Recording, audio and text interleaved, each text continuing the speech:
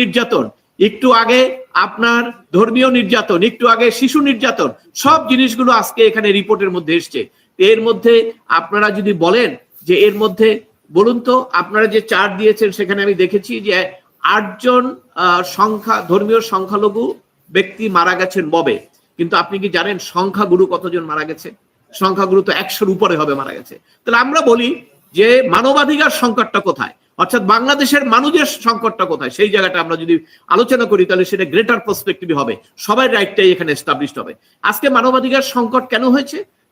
একটা কথা, সে দেখুন মানবাধিকার কি, এই জিনিসগুলো মানবাধিকারকে আপনাকে বুঝতে হবে যে মানবাধিকার যে কনসেপ্ট এটা কেন এসেছিল, সেই পুরনো জায়গায় চলে যান।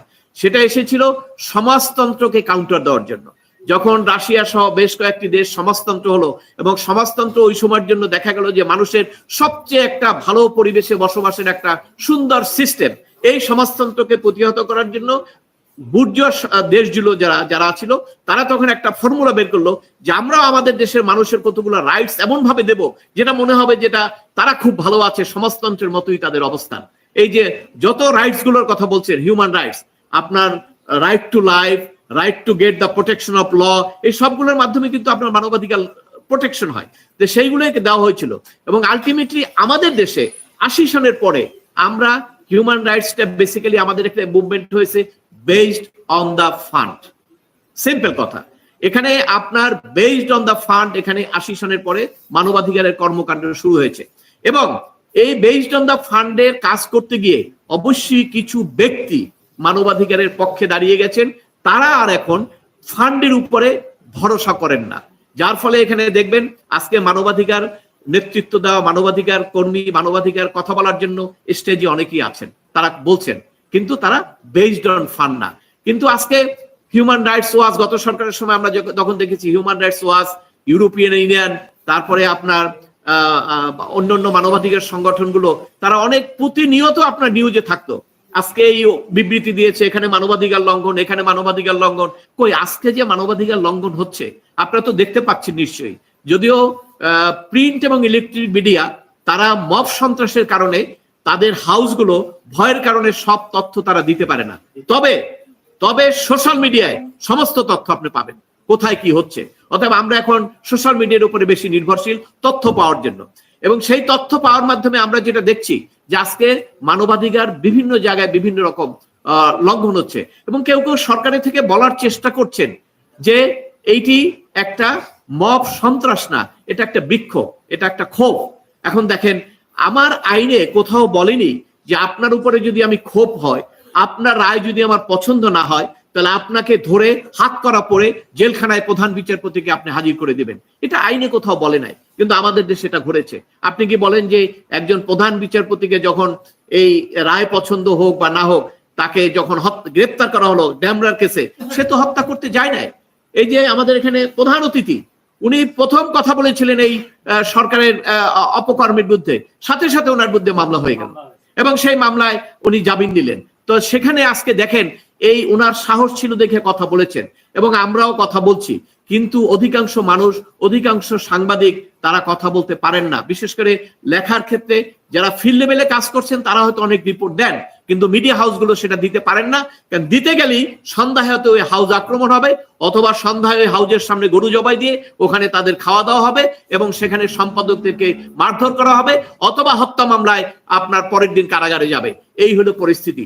এই পরিস্থিতিগুলোকে আমরা বলবো যে বাংলাদেশের মানবাধিকার সংকটের জন্য কি আমরা বলবো যে মানবাধিকার সংকট আছে?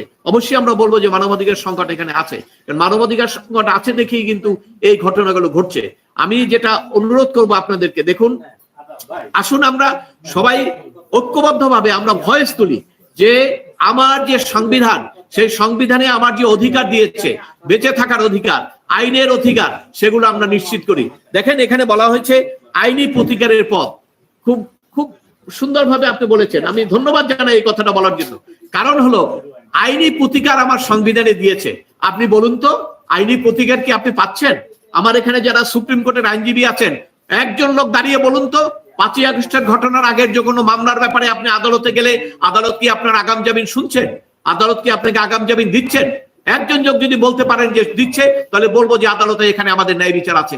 আর যদি বলতে না পারেন, তাহলে কোথায় আদালতের ন্যায় বিচার? আজকে আমি দুটো আগাম জামিন নিয়ে গিয়েছিলাম আদালতে। রেগুলার বেল দিচ্ছে কিনা? হ্যাঁ, আগাম জামিন তো দূরের কথা, রেগুলার বেল। আমি দুটো আগাম জামিন নিয়ে গেছিলাম একটা কোর্টে। সেই কোর্টে তখন উনি বললেন এটা 5ই আগস্টের ঘটনা, আমি শুনবো না। সংবিধান প্রোটেক্ট করার জন্য বিচারকরা শপথ নিয়েছেন এবং সংবিধানে আবার অধিকার দিয়েছে তার এই মামলাটা শোনার জন্য। উনি বলছেন আমি আদালতের আদেশ শুনবো না। তাহলে আপনারা যারা বিভিন্ন বলছেন যে বিচারকদের অপসারণ চান, বিচারকদের দোষর হিসাবে আপনার চিহ্নিত করছেন, কেন আপনারা বলছেন না যে ওথ ভঙ্গ করেছে বিচারপতিরা এবং তাদেরকে আপনারা অপসারণ কেন চাচ্ছেন না? যে বিচারপতি ওথ ভঙ্গ করবেন তার তো বিচারক হিসেবে থাকার কোনো অধিকার নাই। এবং আমার তো সুপ্রিম জুডিশিয়াল কাউন্সিল আছে, আমি আহ্বান জানাবো আপিল বিভাগের প্রতি, তারা এই বিষয়গুলো দৃষ্টি দিবেন। যে বিচারক ওথ ভঙ্গ করবেন সে বিচারকের বিচারকের পদে থাকার কোনো অধিকার নাই। আজকে আইনজীবীরা কোর্টে যেতে পারেন না, শত শত আইনজীবী বিভিন্ন বার অ্যাসোসিয়েশনে তারা আদালতে যেতে পারেন না, হামলার শিকার হবেন। আমার অধিকার আছে মানুষকে লিগাল প্রোটেকশন দেওয়ার। আমি তো আইনজীবী, আমি তো কোর্ট অফিসার। আমি যদি কোর্টে না থাকি আমি কিভাবে আমার মক্কেলকে আমি প্রোটেকশন দেবো, কিভাবে তার পক্ষে কথা বলবো?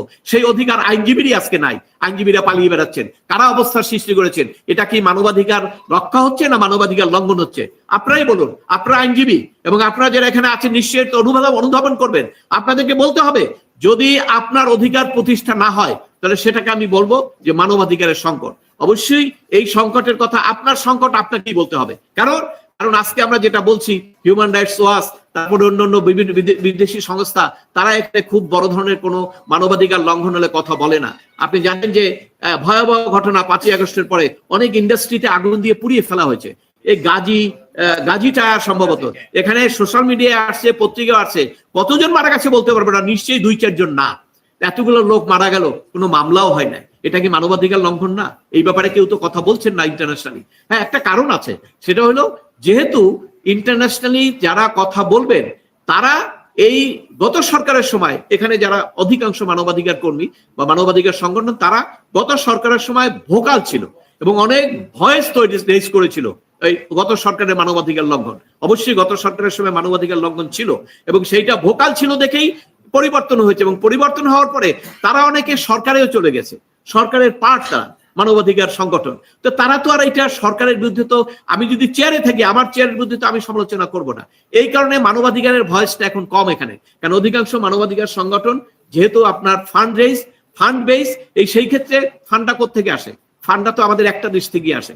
এবং সেইখানে আপনি জানেন যে আজকে ইউএসএইড এর ফান্ডই তো ট্রাম্প এসে বন্ধ করে দিল, যে তারা বিভিন্ন দেশে সরকার পরিবর্তন, বিভিন্ন জায়গায় তারা কাজ করে। সেই কারণে কিন্তু সেই জায়গাগুলো এখন দুর্বল হয়ে গেছে।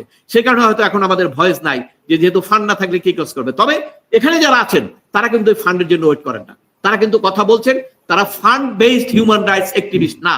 এবং আমি মনে করি বাংলাদেশে fund based human rights activist না যারা, তারা অবশ্যই এগিয়ে আসুন, তারা কথা বলুন। কথা বলে আজকে যে মানবাধিকার সংকট, এটা দূর করার জন্য চেষ্টা করুন। আজকে বাংলাদেশের যে পরিস্থিতি, এক কথায় যদি আমি বলি, এটা আইন শৃঙ্খলা পরিস্থিতির কথা বলেন। নিশ্চয়ই আপনি জানেন যে প্রতিনিয়ত আইন শৃঙ্খলা পরিস্থিতি কি হচ্ছে। আজকে এই আমার কোমলমতি ছাত্ররা যারা আপনার 5ই আগস্টে সামনে নেতৃত্ব দিলেন এবং তারা বললেন যে একটা বৈষম্য বিরোধী দেশ গড়ে তুলবেন এবং এদেশের সাধারণ মানুষ আশা পোষণ করেছিল, রাজনৈতিক দল তো ছিলই এবং পরিবর্তন হলো। পরিবর্তন হওয়ার পরে বৈষম্যমূলক বাংলাদেশ এটা কি আছে না নাই?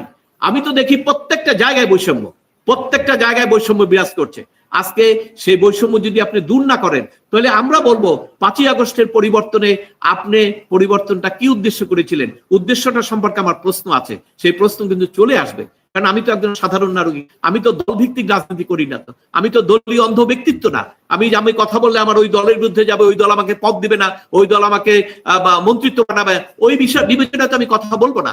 যে আমার কথাটা ওই প্রশ্নই আজকে বলতে হচ্ছে এতদিন পরে, যে প্রথম আমরা দেখেছি যে আপনারা কি করেন, কিন্তু আজকে দেখছি সেই কোমলমতি ছাত্ররা আজকে ক্ষমতার জন্য, এবং একটা অংশ তো একদম চাঁদাবাজিতে ঢুকে গেছে, বিভিন্ন বাড়িতে গিয়ে চাঁদা আনে, বিভিন্ন বাড়িতে গিয়ে নির্যাতন করে, পুলিশের হাতে ধরে দেয়। এই হলো দেশের পরিস্থিতি। এটা একটা সুস্থ দেশের পরিবেশ না। একজন আইনজীবী হিসেবে আমি বলবো, একজন নাগরিক হিসেবে বলবো, একজন সিনিয়র সিটিজেন হিসেবে বলবো, বাংলাদেশ যারা চালাচ্ছেন আপনারা রাইট ট্র্যাকে নাই, আপনারা রেল লাইন থেকে আউট হয়ে গেছেন। আমি আহ্বান জানাবো অনতি বিলম্বে নির্বাচন দিয়ে যারা ক্ষমতায় আসবে জনপ্রতিনিধি হিসেবে, তারা যেন তাড়াতাড়ি এই ট্রেন লাইনে তারা রাষ্ট্রটাকে উঠিয়ে দেয় যাতে রাষ্ট্র সঠিকভাবে